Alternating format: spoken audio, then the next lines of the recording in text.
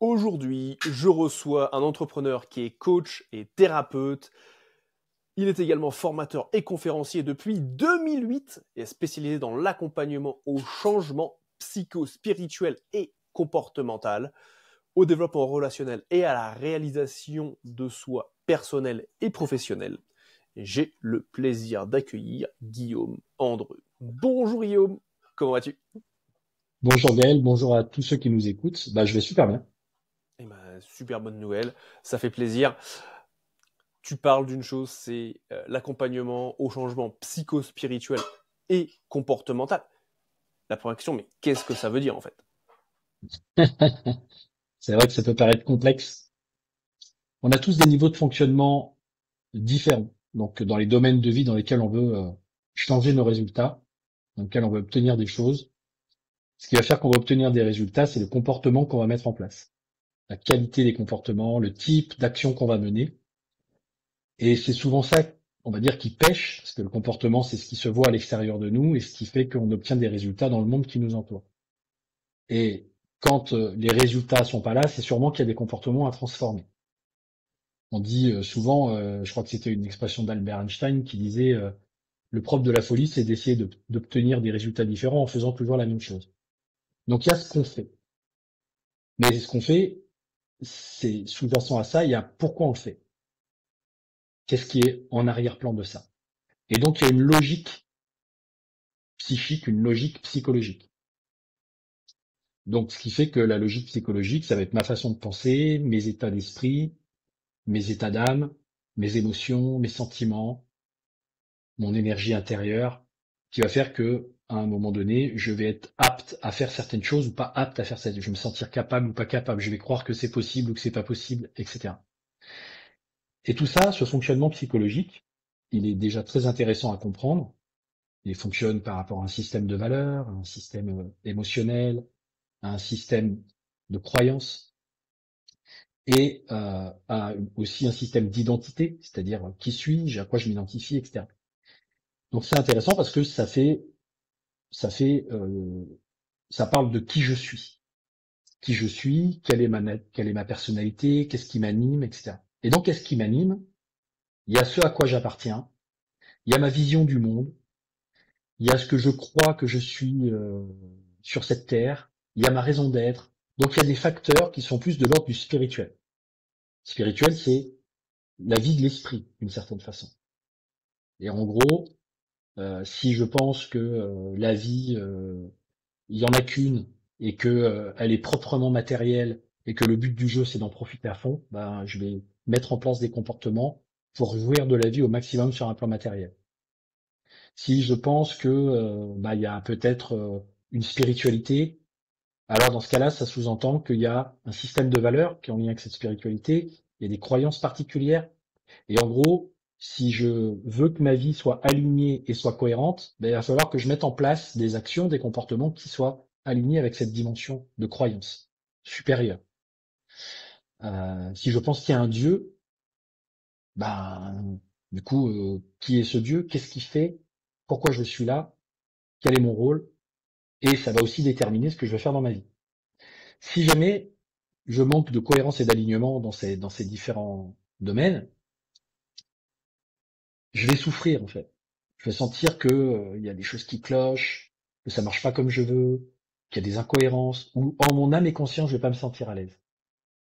Imagine celui qui va à l'église prier tous les week-ends, tous les dimanches, se faire pardonner de ses péchés, dire qu'il veut être en lien avec Dieu, qu'il veut que Dieu va prier pour que Dieu l'aide, vienne en aide dans sa vie, par exemple.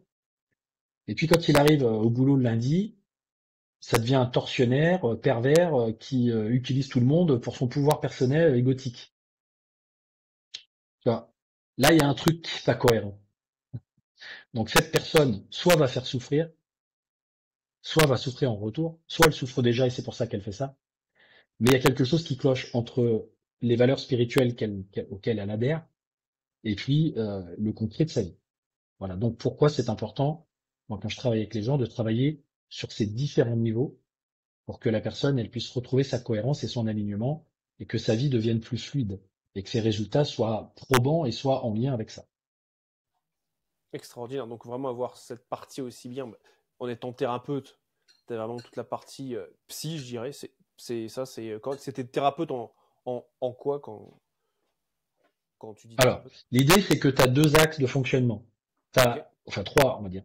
Tu as l'instant présent, comment je me sens dans l'instant présent, etc. Et justement, ça, c'est, on va dire, une dynamique verticale avec ce que tu penses de la vie, ta vision du monde, voilà, comment je me sens maintenant.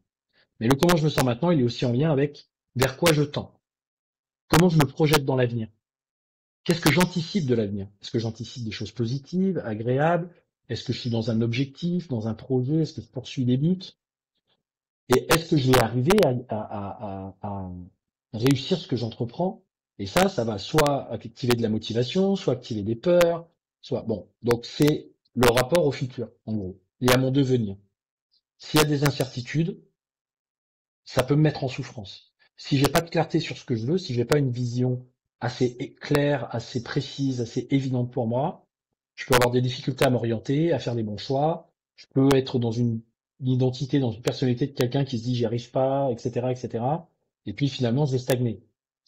Si j'ai une vision qui est plutôt claire, inspirée, inspirante de mon avenir, bah, je vais m'orienter sur les bons choix, je vais créer l'identité ou le rôle dans la vie qui va me permettre d'atteindre ça, et puis d'atteindre le résultat que je veux, et puis je vais évoluer. D'accord? Mais des fois, ces belles perspectives, elles sont gâchées ou elles sont limitées par des choses qui te rattachent au passé. C'est-à-dire, en gros, des vécus, des traumas, euh, des difficultés, des blessures, une construction psychologique, des schémas psychologiques qui prennent racine dans ta vie passée et qui déterminent ton état d'être aujourd'hui. Comment tu te sens, ce que tu te racontes sur la vie, ce que tu te racontes sur toi, sur ce que tu te racontes sur ce que tu peux faire dans le futur.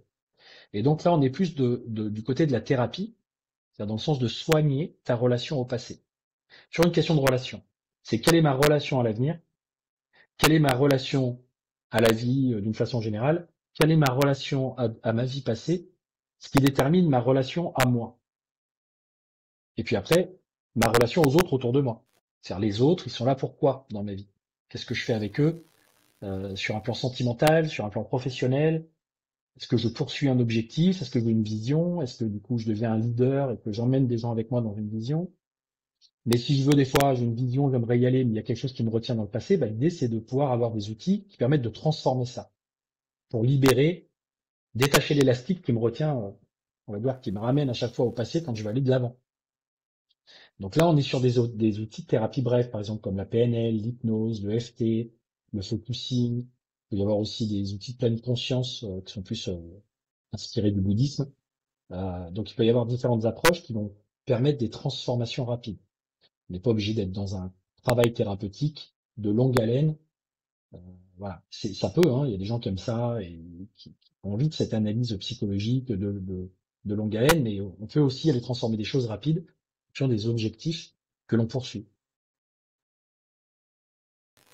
D'accord, donc c'est vraiment un travail à 360 degrés que tu es amené à faire aussi bien la relation. Parce que moi, j'ai fait des années, j'ai fait à peu près une dizaine d'années au sein d'un organisme de développement personnel et professionnel qui s'appelle Landmark Éducation, avec notamment, leur programme phare s'appelle le Forum, et il parle justement de l'importance de cette relation au passé, de comment s'en détacher pour pouvoir créer un futur qui nous inspire. Mm. Et ce que je trouve intéressant, c'est qu'au-delà de ça, toi, tu viens aussi chercher cet alignement spirituel, parce que comme tu dis, c'est bien beau d'aller prier à l'église le dimanche, mais si le lundi, tu reviens, tu te transformes en gros bâtard au boulot, il y, a un- y a un paradoxe là, il y a un petit souci là. Ça manque de sens. Hein, l'idée, c'est Ça de manque. donner du sens à ton existence. C'est-à-dire, Mhm. ce que j'ai vécu dans le passé, les traumatismes, les blessures, elles sont là, ce sont des indicateurs qui me permettent de pouvoir apprendre et évoluer, plutôt que de les prendre comme des drames, comme des obstacles, comme des choses qui m'empêchent d'exister. Au contraire, l'idée, c'est de dire, OK, en quoi ça peut me permettre d'évoluer? Qu'est-ce que je peux apprendre de ça? Comment je peux faire pour aller de l'avant? Accepter ce qui s'est passé ou le voir sous un angle qui me permet de pouvoir en tirer des bénéfices, en tirer des choses, prendre une responsabilité et dire, OK, maintenant, je vais trouver les bonnes solutions pour la suite. Euh, C'est vrai, oui, c'est vrai que l'être humain est en quête perpétuelle. Enfin, il y a une chose, c'est que la vie n'a pas de sens, sauf le sens que nous lui donnons. Et ça, en général, c'est un truc qui fait vriller pas mal de personnes parce qu'on dit, mais comment ça, la vie n'a pas de sens? Et alors qu'en fait, c'est vrai, tu vois, pour la même personne, tu prends deux personnes dans un même endroit, elles vont avoir deux perceptions complètement différentes d'une situation similaire en fonction de, globalement, de leur filtre.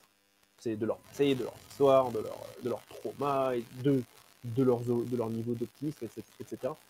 Et qu'est-ce qui fait pour toi que le pourquoi, enfin, pourquoi le pourquoi est si important? Alors que généralement, un pourquoi appelle un autre pourquoi. le pourquoi, c'est la cause de tes actions et qui va amener à certaines conséquences. C'est ce qui te motive, c'est ce qui donne du sens, c'est ce qui a de la valeur pour toi. Hein, donc le pourquoi, c'est ce qui est important pour toi. Pourquoi je fais ça? Ben, c'est pour satisfaire quelque chose d'important. J'ai un besoin, j'ai un système de valeurs, un système de croyances. Je pense qu'il est important de faire ci ou d'être comme ça dans la vie. Je pense qu'il est important. Tu vois, ça répond à des principes, ça répond à des règles, etc. Donc ton pourquoi, c'est ce qui détermine toute la mécanique psychologique qui t'amène à passer à l'action. Donc savoir pourquoi tu veux faire quelque chose, bah, c'est important parce que d'une certaine façon, c'est le levier de motivation, soit intrinsèque, soit extrinsèque. Pourquoi je le fais? Est-ce que je le fais pour faire plaisir à maman, à papa, aux personnes qui m'entourent, à la société, parce que c'est la société qui me demande de le faire? Ou est-ce que je le fais parce que de façon intrinsèque, je sens que ça a du sens pour moi, je sens que c'est quelque chose qui est bon, ça répond à un système de valeurs. Et donc, ces questions autour du pourquoi, elles sont essentielles parce que c'est ce qui va t'amener dans une direction. Si tu manques de quelque chose, par exemple, je sais pas, tu manques de, de sentiment de valeur, d'estime de toi, tu vas te dire, ben, qu'est-ce qui pourrait me donner un sentiment de valeur et d'estime de moi dans la vie? Je sais pas, avoir plein de conquêtes féminines, bon, pourquoi pas, tiens, partons là-dessus, avoir plein de conquêtes féminines. Qu'est-ce qui fait que tu vas avoir plein de conquêtes féminines? Ben, peut-être parce que je vais avoir développé une personnalité attrayante, sympathique, charmante, séduisante. Je vais peut-être faire attention à mon look, à mon physique, etc. Donc ça peut me donner des motivations à faire du sport, à m'habiller, mais j'ai peut-être aussi envie d'avoir quelques moyens financiers. Comment je peux avoir des moyens financiers? Est-ce que je vais être employé dans une grande surface? Est-ce que je vais être manager? Est-ce que je vais être directeur? Donc du coup, ça peut aussi m'amener à me dire, bah non, j'ai envie d'un beau poste, j'ai envie d'avoir une belle bagnole. Il y a des gens qui fonctionnent comme ça, qui pour satisfaire des besoins, on va dire, un peu narcissiques, un peu égoïques, un peu de se faire plaisir dans la vie, d'avoir la belle femme, d'avoir, eh ben, il faut que j'arrive à un certain niveau de réussite. Ça peut être un moteur. Mais il peut aussi y avoir la personne qui va se dire, moi, ce que je vois dans la vie, c'est beaucoup de souffrance, beaucoup de difficultés, notamment dans tel et tel secteur. Comme moi, c'était mon cas, par exemple. Beaucoup de gens qui sont mal dans leur peau, beaucoup de gens qui sont enfermés dans des carcans, dans des choses qui les limitent, etc., puis qui en souffrent. Moi, ça me perturbait. Ça me perturbait. Ça activait un élan altruiste. Mais un élan altruiste qui était motivé par un élan égoïste. C'est-à-dire qu'en gros, j'aime bien quand les gens vont bien autour de moi, c'est tellement plus sympa la vie. J'aime bien rencontrer des gens heureux, des gens qui sourient, tu vois, ça me fait du bien en fait. Mais les gens sont malheureux, ils sourient pas. À commencer par mes parents, ils n'étaient pas toujours malheureux, mais ils pouvaient avoir des moments.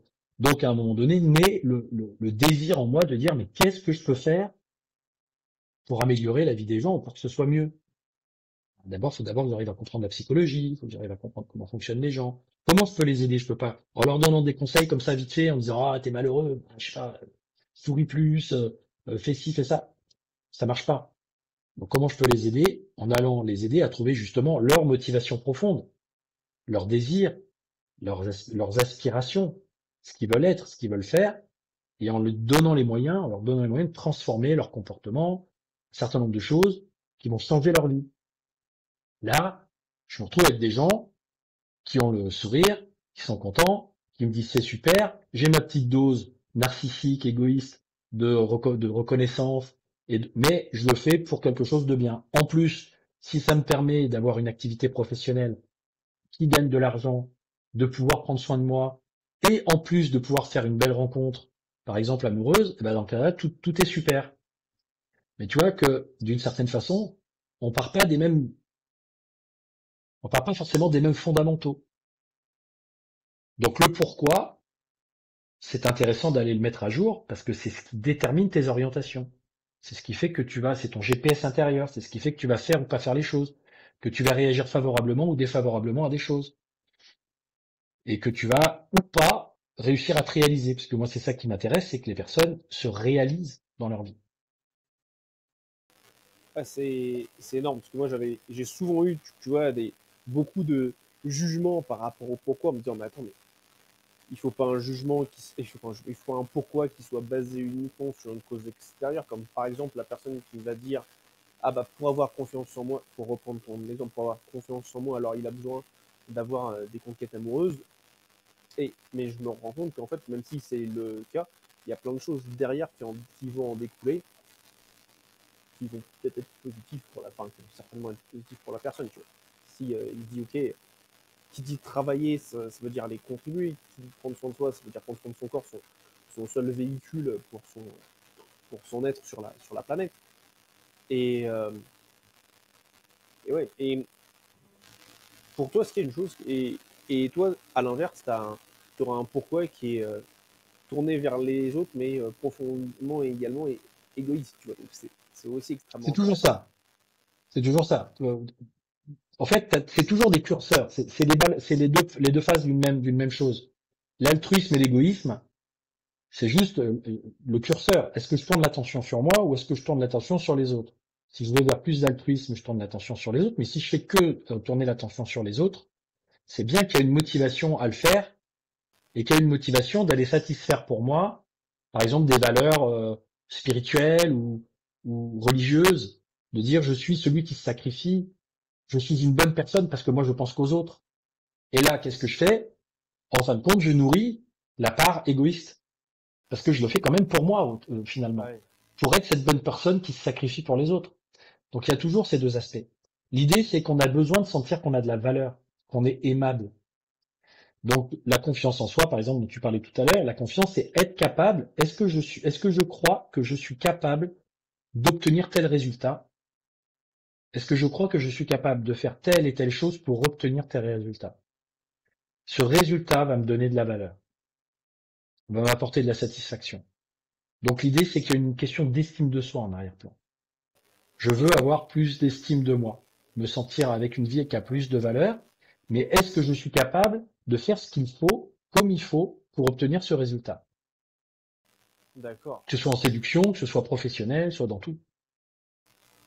Et du coup, est-ce que pour toi, en termes de définir son pourquoi, est-ce que c'est une bonne chose d'avoir un pourquoi si on reprend le cas de la personne qui vient chercher la confiance en soi, non pas en venant chercher à l'intérieur d'elle, mais en allant regarder à l'extérieur.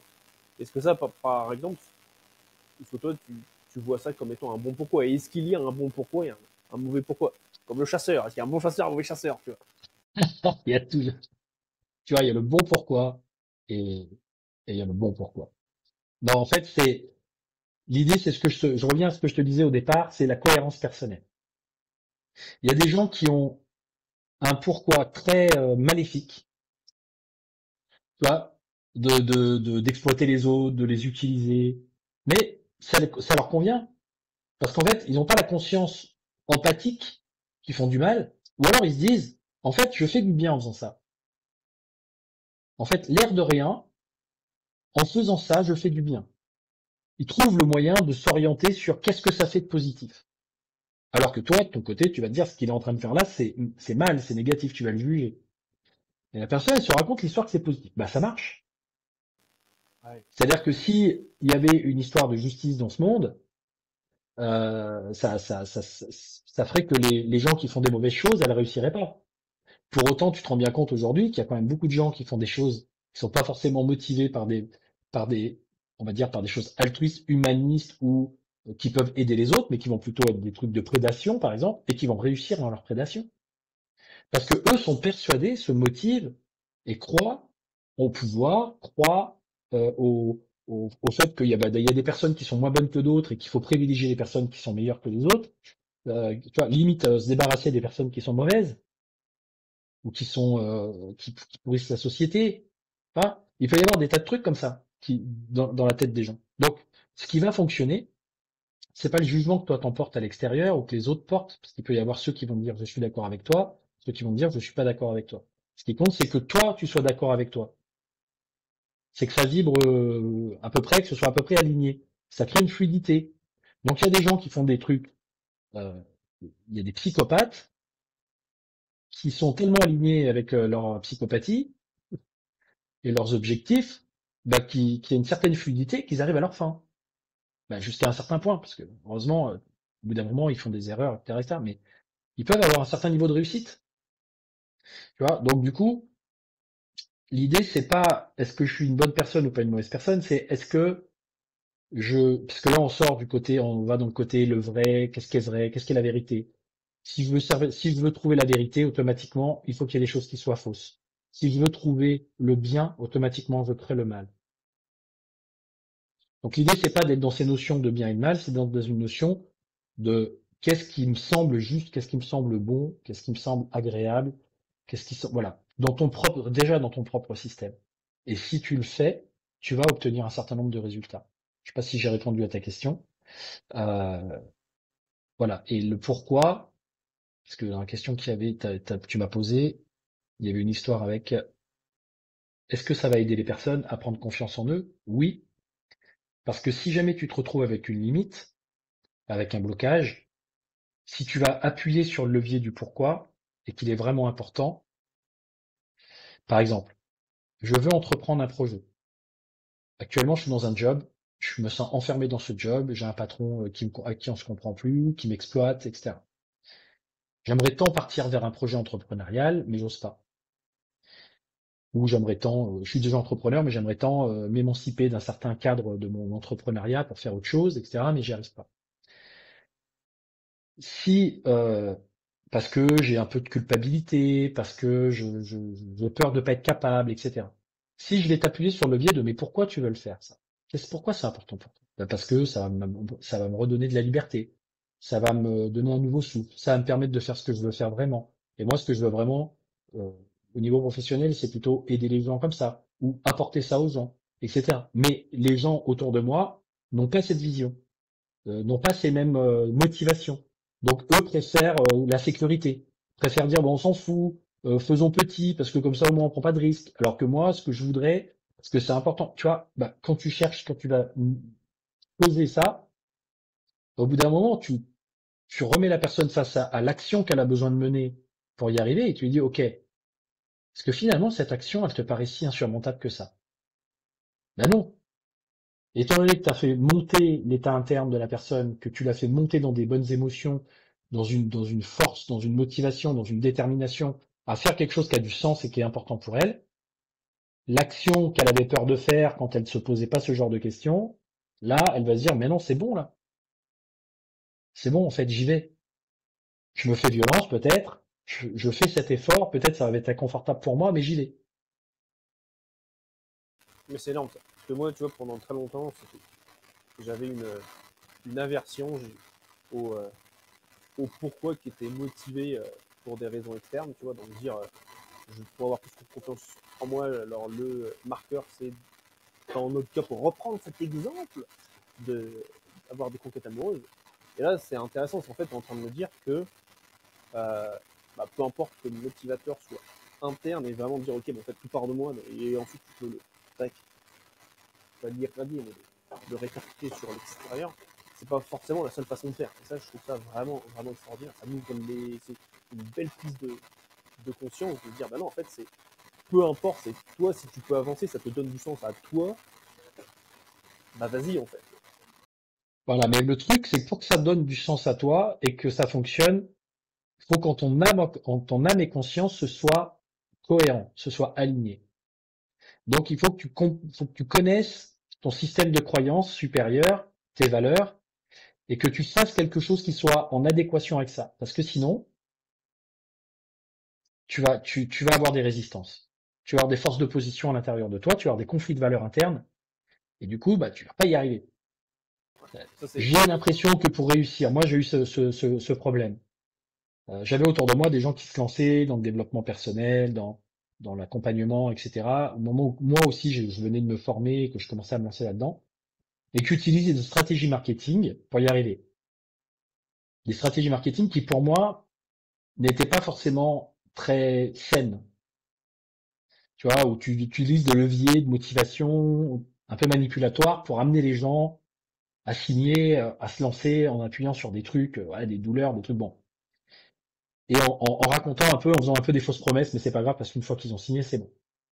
Moi qui ai fait de la vente pendant des années avant, je voulais sortir de ce genre de trucs qui me mettaient mal à l'aise. J'étais capable de le faire. Mais je me disais, mais je convainc les gens d'acheter des trucs, je sais pas, ok, je remplis mon compte en banque, mais au fond de moi, je me sens pas bien avec ça. Il y a un truc qui est pas ok avec ça. Je n'ai pas envie d'avoir ce rôle sur cette planète. J'ai une vie à mener sur cette planète. Est-ce que j'ai envie d'être le mec à la fin qui se regarde sa vie en arrière et qui dit ah super, tu t'en es mis plein les fouilles en vendant des trucs dont les gens n'avaient pas besoin. Tu vois? Non. Ou en leur racontant des histoires sur telle ou telle chose que tu as vendue alors qu'en fait c'était pas vrai. Non, j'ai pas envie. Ça. Je préfère être propre, dans tout propre comme on dit, ou le nez propre, ou je sais plus. Bref, en tout cas, je préfère me dire, je vais peut-être mettre plus de temps, je vais peut-être pas utiliser les leviers les plus puissants, les plus forts, mais je vais petit à petit faire grandir ma compétence, faire grandir ma capacité, ma qualité, apporter du contenu.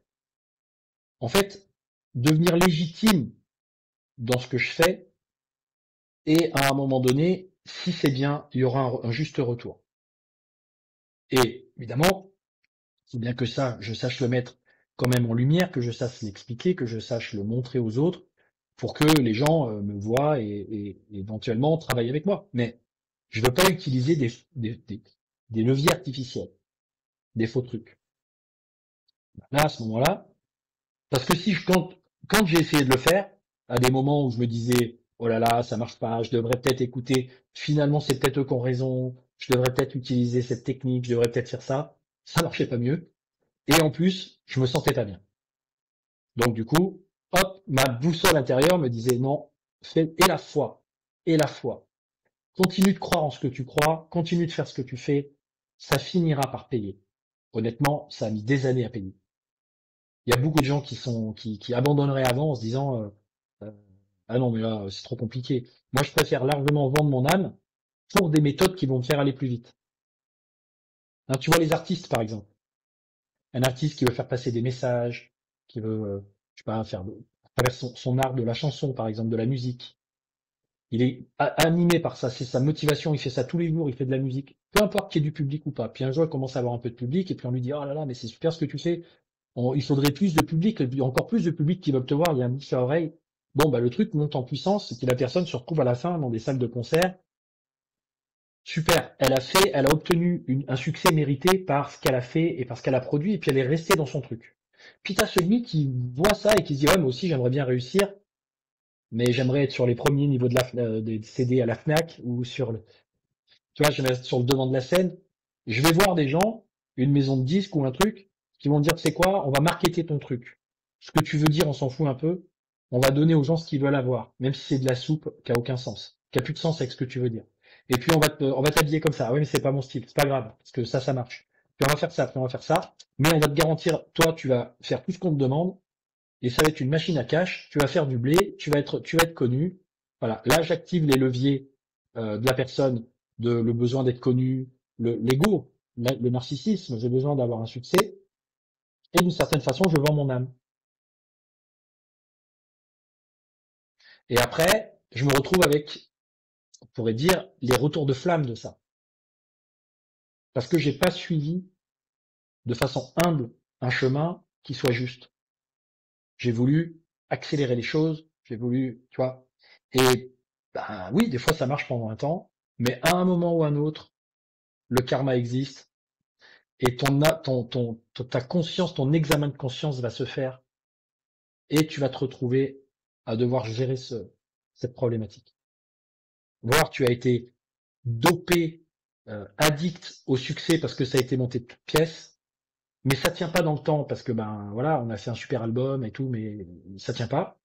La personne n'arrive plus à le faire, elle commence à déprimer, elle commence à prendre de la drogue, elle commence à se dire qu'elle va perdre son succès, elle rentre dans un schéma négatif, et à un moment donné, tout s'effondre pour elle.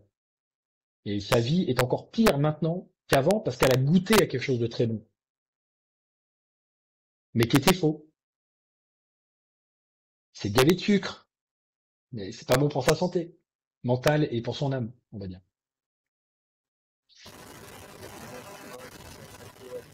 Alors là, très très mal. Le son est, désolé, le son n'est plus du tout bon.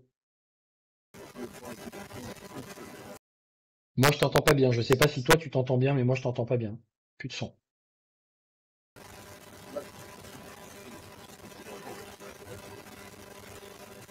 Il y a un bruit. Ouais. Ah voilà. Là, tu m'entends mieux là? Ah bah là c'est carrément mieux. Ouais, c'était ta connexion qui était pas bonne. Ok. Magnifique. Ouais, ce que je te disais, c'est tout est une question de ce que toi tu viens chercher comme alignement et où est-ce que tu vas trouver cette pilule magique. J'entends des voix. J'entends des gens qui parlent. T'entends des voix? Ok, d'accord. Il y a des gens qui parlent derrière toi? J'ai une personne qui parle derrière moi, ouais.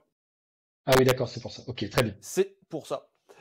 Oui, donc ce que je te disais, c'était c'est tout est une question de comment est-ce que toi tu peux avoir un alignement avec toi interne par rapport à ce que tu fais et encore une fois aller voir, aller réfléchir sur du moyen long terme et pas juste du court terme. Et ça, on le voit assez souvent, tu vois, sur Internet, des entreprises qui vont être là pendant un temps assez court, qui vont faire peut-être braquer la banque et puis après, t'en entends plus parler du tout. Tu vois.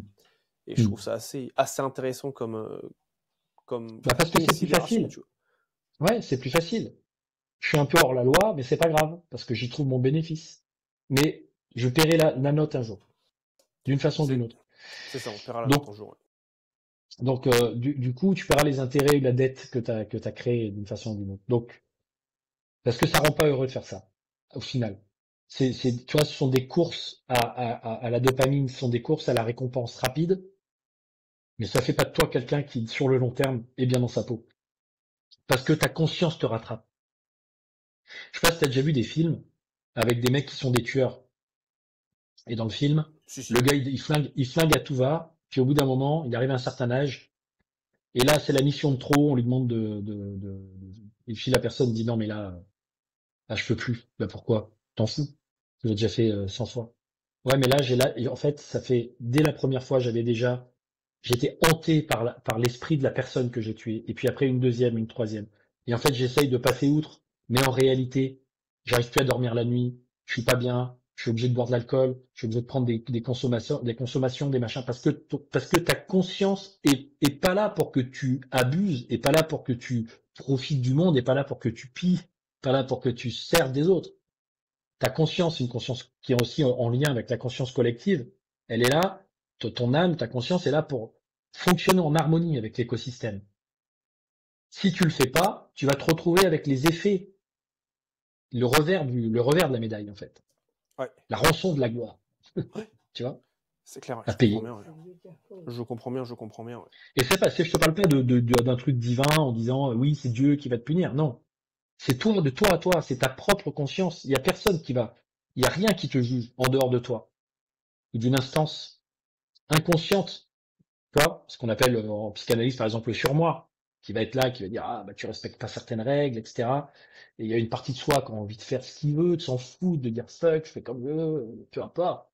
Et en fin de compte, bah non, tu te rends compte que tes actes ont des conséquences. Et ces conséquences, à un moment donné, il va falloir que tu les assumes. Donc, en gros, cette éthique-là, c'est pas forcément le fait de répondre à une morale externe, parce que quand tu dis la morale externe, c'est la motivation externe, et c'est le pourquoi de gens qui ont réfléchi à cette morale, en disant, souvent c'est un truc institutionnel, il faut que la société fonctionne. Non, ça marche pas. On voit bien que la société, elle n'arrive pas à fonctionner, et les gens sont pas heureux avec ça. Donc l'idée, c'est de trouver ton éthique personnelle. Qu'est-ce qui est juste? Parce que ce qui est juste pour toi, quand tu vas le trouver et que tu le fais, c'est juste pour les autres. Et tu vas te rendre compte que d'un coup, tu as de la fluidité. D'un coup, t'as des gens autour qui commencent à s'intéresser, qui ont envie de rentrer dans ton écosystème, qui ont envie de profiter, parce que tu es en train de faire quelque chose qui est qui est juste aussi pour l'environnement, qui s'intègre bien dans le monde. Mais c'est pas évident de trouver ça. Donc, pour ça que moi, j'aide les gens à le faire. Parce que c'est pas, parce qu'en fait, à l'intérieur de toi, t'as différentes voix. T'as des voix dissidentes, parfois. Tu vois, t'as cette voix du petit diable, là, du diabolos, hein, qui sépare, qui divise, qui est en lien avec la peur. Mais non, euh, fais ça, t'inquiète, utilise cette méthode marketing, fais comme ça, crée cette petite boîte, prends ce que t'as à prendre et puis barre-toi. Tu vois, fais-toi plaisir. Eh ouais, mais non. Il y a le petit ange de l'autre côté qui dit, oh là, c'est pas bien ce que tu fais, pense aux autres, sacrifie-toi. Et toi, t'es entre les deux et tu dis, bah moi j'ai pas envie de me sacrifier, puis j'ai pas non plus envie d'abuser. Donc qu'est-ce que je dois trouver comme juste chemin? Et c'est là que tu cultives ta sagesse. C'est là, on va dire, ce qu'on appelle il y a la Trinité et il y a, je me rappelle plus du nom, mais c'est le truc de dire, je sors du balancier positif-négatif et je trouve une espèce de chemin intermédiaire, un chemin plus élevé qui m'aide à combiner les choses. Ouais, Et ce chemin, ça, que Bouddha appelait la voie du milieu, etc., c'est le ternaire, hein, la posture ternaire. Je prends de la hauteur par rapport à ces choses en moi qui veulent soit ça, et j'essaye de trouver des compromis et j'avance comme ça. C'est de l'ajustement de conscience. absolument, ouais. D'accord, ouais. Et ça, c'est vrai, quand tu trouves cette voie du juste milieu, c'est ça qui fait toute la différence, hein. Ça fait pas forcément des étincelles, ça amène pas forcément des trucs extraordinaires, bien que ça peut. Si c'est juste que ce soit comme ça le fera. C'est, j'ai envie de dire, le chemin est des fois plus long que d'utiliser les raccourcis, hein, comme on dit, la vérité prend l'escalier pendant que le mensonge prend l'ascenseur. Donc, c'est plus long, c'est plus dur, c'est plus éprouvant, mais en réalité, c'est ce qui te fait grandir, c'est ce qui te fait évoluer en ton âme et conscience. Et imaginons un instant qu'il n'y ait pas que cette vie et que tu payes on va dire les erreurs, les fautes commises ou les choses que tu n'as pas forcément fait correctement à un moment donné, ou que la partie d'après, j'ai envie de dire, la vie d'après soit encore plus dure parce que dans celle-ci, tu as essayé de trouver des chemins de facilité, etc. Bah à un moment donné, tu finis par en avoir marre, je pense. Et tu te dis, ok, je vais essayer de trouver là maintenant dans cette vie, je vais essayer de me trouver une juste posture de sagesse pour avancer. Et j'aurais peut-être pas des millions, j'aurais peut-être pas tout ce que la société veut me faire miroiter, en pensant que c'est vertueux. Non, c'est pas forcément vertueux de vouloir satisfaire toujours ses plus ses instincts et ses désirs les plus, tu vois, toujours plus de fric, toujours plus de sexe, toujours plus de ci, toujours plus de ça. C'est pas forcément vertueux. Donc oui, du sexe, normal, de qualité, enfin tu vois, même pourquoi pas connecter spirituellement, quelque chose qui est vraiment dans les sentiments, ou voilà, ou même de temps en temps peut-être, voilà, pour se faire plaisir. Mais l'idée c'est attention de pas tomber dans les excès en fait. Sur pareil, de l'argent, oui, un confort de vie, oui, mais attention de pas tomber dans les excès. Ah, donc tout est toujours une question de pourquoi, c'est là où on y revient. Qu'est-ce qui vient nous motiver à faire ça et que ce soit Voilà, intrinsèque ou extrinsèque, extrinsèque. Ouais. extrinsèque. Et si ça vient de blessure, si ça vient d'un ego blessé, si ça vient de peur, et c'est ça qui est difficile à déterminer à l'intérieur de soi, c'est d'où ça part cette motivation, c'est quoi ce pourquoi? Est-ce que c'est un pourquoi d'ego ou est-ce que c'est un pourquoi de vraiment l'être que tu es? Et c'est là que c'est le discernement qui est important. Faire preuve de Le discernement sur les discernement. choses, parce que tu peux être très vite motivé par une part de toi qui va te dire, ouais, c'est bon, t'emmerdes pas avec tout ça, profite, c'est facile, regarde là, t'as l'occasion, paf, fais ça, t'en fous des conséquences. Il y a une autre part qui se dit, ah non, ça va pas être possible. Et Et après, celle-là, on des se fois tu regarde l'entends devant pas, le c'est miroir celle que tous les tu, c'est matins. celle, voilà. Ouais, mais pendant un temps, tu te regardes dans le miroir, hein, tu t'auto-justifies, ouais, voilà, ça va, c'est bon. Mais au fond de toi, il y a un truc qui dit, non, quand même, c'est pas super. Pas sûr. Voilà. C'est clair. C'est dur d'écouter ça. Franchement, j'ai envie de dire, t'as presque toutes les religions du monde, toutes les approches philosophiques, spirituelles, qui sont destinées. d'une certaine façon, à t'amener à ce niveau de réalisation. Ce niveau d'éveil, de conscience de toi, de ce qui, des choses qui t'animent, et de choisir les bonnes, et d'essayer de tracer un chemin qui soit juste pour toi, et qui fasse que tu sens qu'il y a un épanouissement, tu sens qu'il y a une harmonie, tu sens qu'il y a une paix, tu sens qu'il y a une réalisation, un accomplissement. Et c'est un peu le but de beaucoup d'approches spirituelles, philosophiques, psychologiques, d'amener à ça, en fait. Et, et c'est pas facile, parce qu'on n'est pas forcément éduqué, et on n'est pas forcément dans un monde qui le favorise.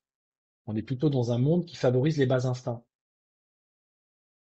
Parce que ils ont compris, c'est Mongeville. Mongeville, c'est un, un thérapeute de l'âme, à la base, en plus.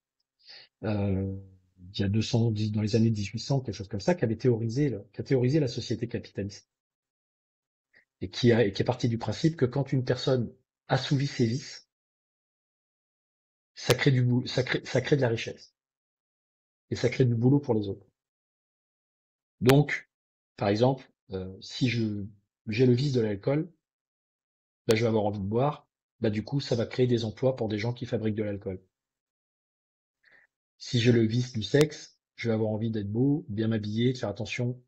Donc, ça va servir des gens qui vont fabriquer des beaux habits, qui vont me faire des beaux parfums, qui vont me faire des beaux maquillages, qui vont faire tout ce qu'il faut pour que j'arrive à avoir les relations sexuelles que je désire avoir. Ou les relations amoureuses, peu importe. Enfin, bref. C'est pas la même chose, hein. Voilà. Je fais quand même une différence entre une relation amoureuse dans laquelle il y a de la sexualité et relation purement sexuelle. Et je ne pose pas de jugement là-dessus, mais c'est l'idée de dire, en fait, la société s'est construite sur le fait que s'il y a du vice, ça va apporter une vertu collective. Tes petits vices à toi va apporter une vertu collective, va apporter du bénéfice à au collectif. Mais ça a été théorisé comme ça au départ, puis après ça a été retourné. Mais non, c'est pas mal. C'est pas un vice. On oublie le mot vice. On va plus se dire, se faire plaisir, s'aimer, avoir de l'amour pour soi. Ah, bah, si j'ai de l'amour pour soi, puis que j'ai beaucoup envie de sexe, si j'ai de l'amour pour moi, alors je vais m'offrir tout ça. Si j'ai de l'amour pour moi et que j'ai besoin de beaucoup d'argent, alors par amour pour moi, ça justifie que je vais arnaquer les autres pour avoir beaucoup d'argent, que je vais créer des business. Mais si je crée un business pour avoir beaucoup d'argent, bah, je vais faire travailler d'autres personnes. Puis une fois que je vais avoir cet argent, je vais vouloir le consommer, l'utiliser.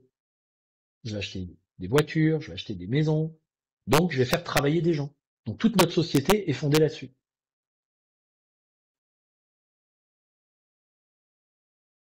D'accord, ouais, donc c'est un peu le serpent qui se prend C'est le la cercle queue en fin de vicieux compte. Ouais, c'est ça, c'est qui exactement se ça. fait passer pour un cercle vertueux. C'est ça, Mais c'est là, ça, c'est ça, c'est mais ça. on voit bien que le monde actuel et la société capitaliste, à un moment donné, elle arrive un peu, on voit bien qu'il y a un moment donné où ça exploite, en fait. Finalement, c'est pas si vertueux que ça, parce que, par exemple, pour la planète, bah, c'est une catastrophe.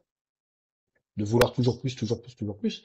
Alors donc après, chacun il trouve un peu son truc. Je sais que ce que je vais dire là, ce que je dis là, ça va hérisser le poil de beaucoup d'entrepreneurs, beaucoup de gens qui disent, mais attends, non, la vie, c'est l'abondance, on devrait tout savoir. Et oui, d'une certaine façon, mais il y a le moment où c'est de l'abondance et le moment où c'est de l'abus, en fait. Et où je contrôle les choses Ouais. pour satisfaire mes pulsions, parce que j'arrive juste pas à me réfréner, j'arrive pas à me dire que peut-être il faudrait que je fasse quand même un petit peu attention à ça ou à ça parce que c'est pas très bon pour ma santé et puis peut-être pour la santé des gens autour de moi ou c'est pas sain pour l'environnement.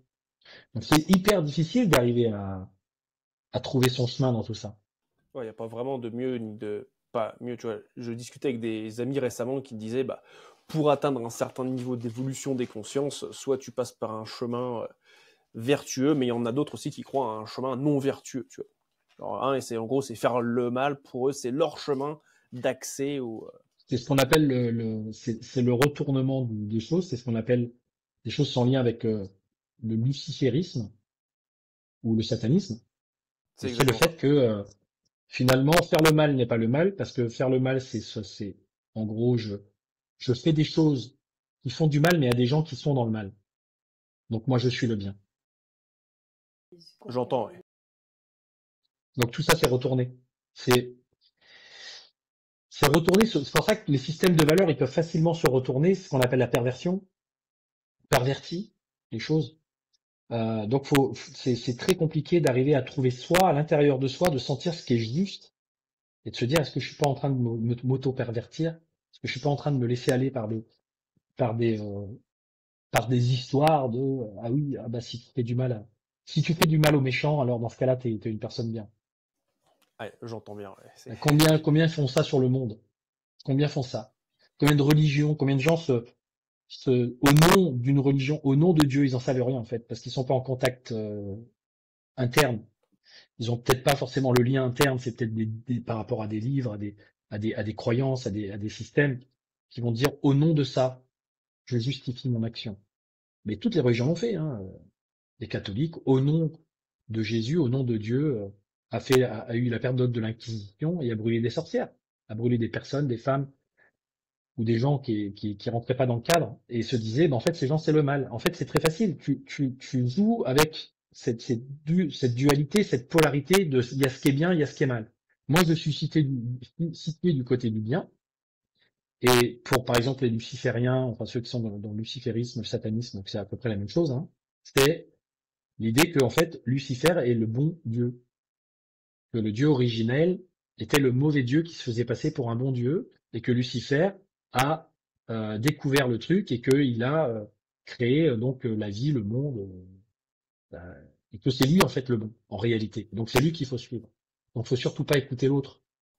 Donc, tu vois, ah, sont tous des systèmes comme ça qui sont et du coup toutes les personnes qui sont là-dedans sont intimement convaincues que c'est ça, qu'elles ont raison. c'est énorme. En fait, ça, tous les systèmes, et c'est ça qui est assez extraordinaire, c'est que chaque système de croyance pense qu'il a raison, quoi. Et l'être humain veut avoir raison, donc c'est assez extraordinaire comme concept. Hein. C'est Oh, on a très été très loin très là. fort. Très très très fort. Ah oui, effectivement. Ouais. Et tout ça, C'est là, tout comme l'objet ça. de mon livre. Tu vois, c'est les livres que je suis en train d'écrire sur la réalisation de soi et le fait que la relation que tu entretiens avec toi, avec ton système psychologique, avec ta spiritualité et du coup avec le monde, avec tes projets, avec les autres, etc. Finalement, c'est la relation qui détermine ta réalisation, ta qualité de relation. Et ça commence par la relation à soi. Mais du coup, comment on fait pour bien faire la part des choses dans tout ça, avoir l'esprit assez clair sur les fondements de notre psychologie, les croyances qui sont sous-jacentes. Et après, quand on veut se réaliser ou qu'on veut concrétiser un projet dans la vie, à travers sa voie professionnelle, à travers des relations, finalement, on le fait dans quel but? Quel est le sens? Pour nourrir quoi? Et est-ce que c'est motivé par des blessures? Est-ce que c'est motivé par l'amour? Par une dimension plus saine, plus spirituelle? Ou est-ce que c'est l'ego qui, pour ne pas souffrir, va faire souffrir les autres en se disant que c'est bien fait pour leur gueule, parce que moi je souffre de toute façon.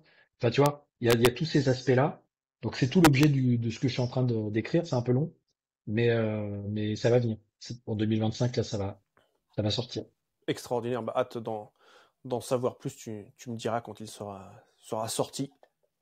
Peut-être tu pourras revenir pour en parler et puis pour qu'on fasse vraiment un focus sur ton livre. Guillaume, on a une tradition dans le podcast, c'est en fait, je pose à d'autres invités une question. Enfin, non, les autres invités m'ont laissé une question secrète que je vais te poser. Donc, on ne sait pas qui l'a posée. Et la question, c'est quelle enfance as-tu eue? Ça dépend de quel point de vue je me place. Si je me Ok. place du point de vue de ce qui m'a manqué, je dirais que j'ai eu une enfance avec son lot de difficultés, de frustrations, de souffrances, de traumas, euh, parce qu'il y a des choses que j'ai pas bien vécues dans ma relation avec certains aspects de mes parents, certaines relations amicales, de petits, jeunes, d'amis, de choses comme ça. Enfin voilà. Donc soit je regarde sous cet angle-là et je me dis j'en ai quand même chié, j'étais plutôt mal dans ma peau, j'étais plutôt introverti à l'époque, enfin ou en tout cas complexé, etc., etc. Et donc je vois le côté difficile de mon enfance. Soit je me place du côté j'ai quand même eu j'avais quand même une joie de vivre, j'avais quand même une énergie de vie qui fait que j'arrivais à quand même à traverser tout ça, j'ai quand même réussi à transformer avec le temps. J'ai réussi à sortir de mes complexes. J'ai réussi à développer plus d'aisance, plus de confiance, plus d'estime, plus de sagesse dans ma vie. J'ai réussi à réaliser des choses. Et en fait, cette enfance, c'était aussi tout ce que j'y ai vécu.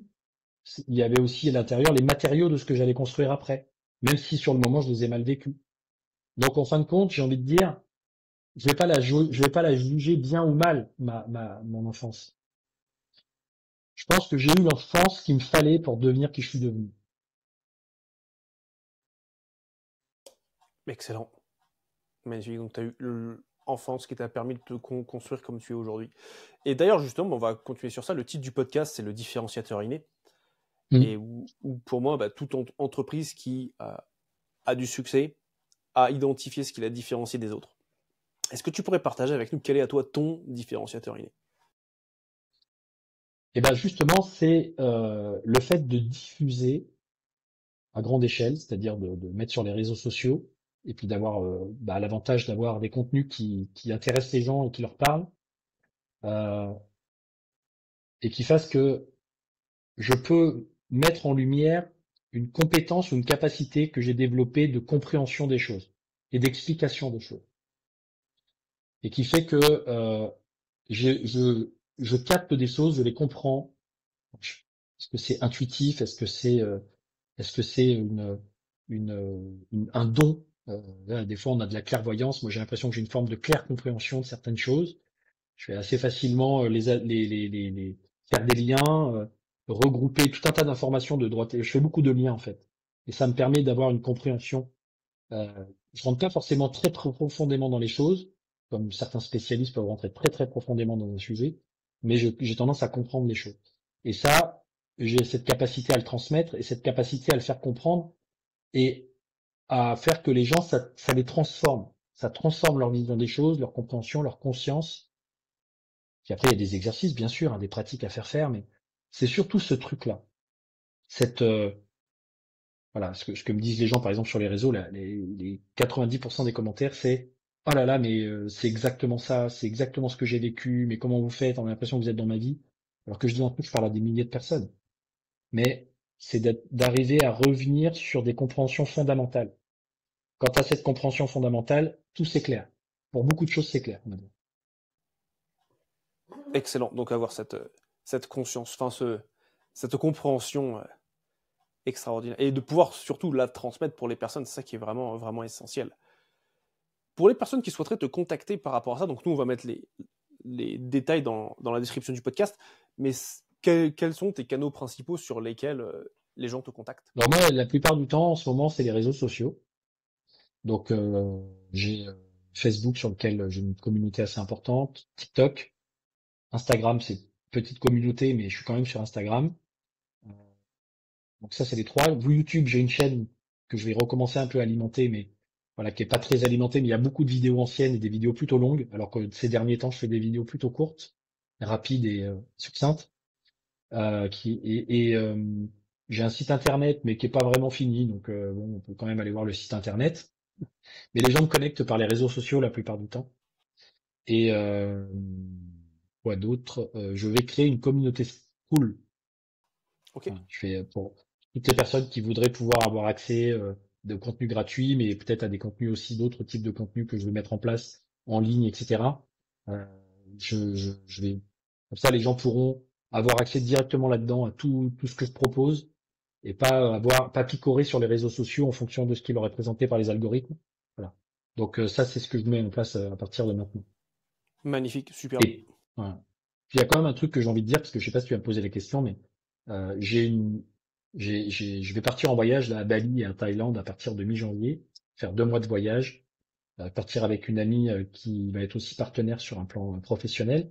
On va créer un, un séminaire fin février du 24 au 28 en Thaïlande, séminaire de transformation donc retraite et transformation pour des gens qui sont plutôt dirigeants, managers, voilà, qui veulent prendre ce temps de recul pour s'élever, pour reconsidérer leur vie dans les différents aspects. Donc, qui va mettre en pratique un certain nombre de choses que je dis dans cette, dans ce podcast, dans cette interview, concrètement. C'est-à-dire, pour dire en 5 jours, je redéfinis les choses qui sont vraiment importantes pour moi de faire évoluer en partant de mes, on va dire en reconnectant mes importants, etc. Voilà, avec différentes techniques, avec des techniques d'accompagnement hypnotique, etc. pour aller chercher vraiment plus profondément et de façon plus juste les choses.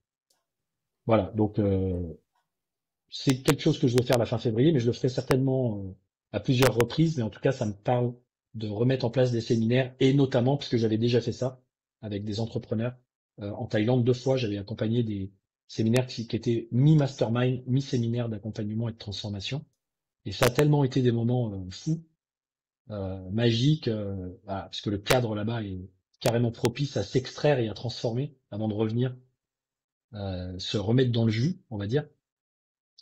Voilà, donc c'est un truc important que je voulais partager à travers ton Ah, podcast. extraordinaire. J'adore. Là, il y a deux choses. Là, c'est Bali, on va peut-être s'y croiser, parce que nous, on y va avec ma femme fin janvier, début février. Eh ben, tout à fait. On peut tout à fait Peut-être, imaginer se voir là-bas. peut-être Bon, pour on y se... sera. Moi, j'y Peut-être. serai, hein. Excellent. Bah, on verra ouais, où tu es à ce moment-là, dans quelle partie de l'île. Et deuxième chose par rapport aux événements présentiels, moi c'est quelque chose que je mets en place également. Enfin, j'ai commencé à le mettre en place là en fin 2024 et je vais en mettre un petit peu plus en place également en 2025 pour venir se voir, se rencontrer. Et c'est vrai que les transformations sont très différentes en présentiel, Bien sûr. donc hâte de voir On ça. a besoin de ça. Voilà. On a besoin de revenir au réel, au naturel, au sensuel, au sensoriel, et de sortir un peu des écrans, même si les écrans c'est super, c'est génial. Moi, je trouve qu'on fait des trucs formidables. Très L'intelligence pratique. artificielle, il peut y avoir Ouais, aussi des belles aides. ouais. Mais revenir à l'humain, se reconnecter, ça passe pas par les écrans. C'est vrai ça. Ça te demande d'aller ressaisir de l'information à l'intérieur de soi. Et voilà. Ça se fait dans un bon compte, dans un bon truc. Là, c'est vraiment le cadre paradisiaque avec des anges gardiens autour de soi pour se remobiliser dans le bon sens. Et d'ailleurs, c'est comme ça qu'on a été mis en contact, hein. Je suis allé faire la retraite entrepreneur dans le cœur du mois d'août de Romain Clamaron. Hmm. Je l'ai interviewé sur le podcast. Je lui ai posé la question que je pose pour atteindre notre mission, qui est de connecter l'humanité en révélant son potentiel. Donc on avait révélé son potentiel. Aujourd'hui, on l'a fait avec toi. Ensuite, c'est de connecter l'humanité, connecter les personnes et voilà, apporter un maximum de personnes à ma communauté qui sont intéressantes, qui sont inspirantes, qui partagent des valeurs similaires. Et donc je te pose à toi cette question, qui dans ton entourage est-ce que tu souhaiterais voir interviewer sur ce podcast? Euh, Paul Pironnet, qui va d'ailleurs être qui va être avec moi là sur la retraite d'hiver de Romain. Mhm. Eh bien, Paul Pironnet, si tu nous écoutes, tu es le bienvenu sur le podcast avec Moi, je grand, pense grand plaisir.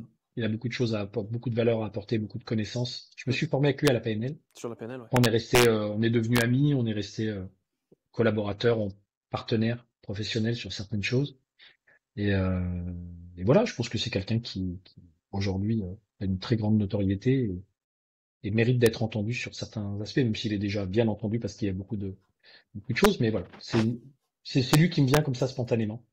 Eh bien, Paul, avec plaisir de t'avoir sur le podcast. Et le podcast touche à sa fin, donc je vais te laisser le gros mot de la fin. Avec quel message est-ce que tu souhaites que la personne qui nous a écouté jusqu'à maintenant, se reparte, Guillaume? Mm. Et ben, si tu as l'impression qu'il y a quelque chose qui cloche dans ta progression, dans ta vie, et qu'il y a des limitations, et qu'il y a quelque chose en toi qui aspire à autre chose, c'est qu'il y a un potentiel qui est là. Si tu es en train de souffrir de ça, c'est qu'il y a un potentiel qui est en train de te dire, hé, tu me prends pas en considération, tu ne me développes pas. Et c'est important que tu aies la foi là-dedans, c'est-à-dire que tu crois qu'il est possible que tu te développes, que tu transformes des choses et que tu évolues. Je vois tellement de gens s'épanouir, s'ouvrir, libérer ce potentiel à travers mes accompagnements. Moi-même, je l'ai fait pour moi, d'abord pour y croire vraiment, et puis après, j'accompagne des gens pour le faire. Mais l'idée, c'est que ne baisse pas les bras en te disant ouais, mais non, mais moi, j'arriverai pas, c'est pas pour moi, je suis pas capable, c'est pas possible. Si tu sens que c'est là, c'est que c'est fait pour se réaliser, c'est fait pour se développer. Donc, continue d'y croire et la vie va petit à petit t'amener les différents moyens, les différentes rencontres, les différentes opportunités pour y arriver. Magnifique. Merci beaucoup, Guillaume. Avec grand plaisir, Gaël. Merci à toi. Merci à vous de nous avoir écoutés jusque maintenant. Passez une bonne fin de journée. Je vous dis Salut à à très tous. bientôt. Bye bye.